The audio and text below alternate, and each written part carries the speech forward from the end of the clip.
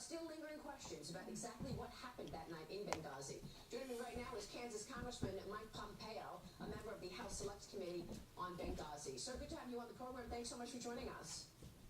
Great to be with you, Maria. What do you believe to be the most important conclusion of this report?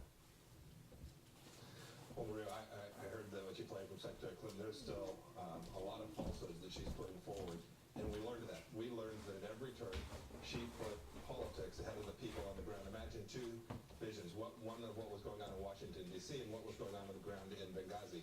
While mortars are falling, Secretary Clinton and her team are debating whether to send soldiers in uniform or not in uniform. They're talking about whether the Libyan government is going to allow us to come in. That certainly didn't bother her when she toppled Gaddafi the first time.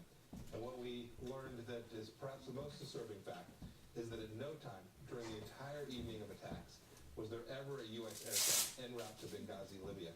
There's been this debate about whether we could have saved any of the lives there of the 4 brave Americans who were killed.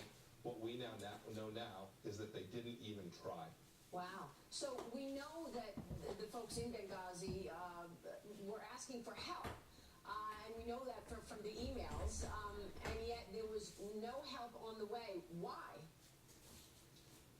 Yes, ma'am. It was because the administration was focused on their political legacy. You have to remember, this was 56 days before a presidential election.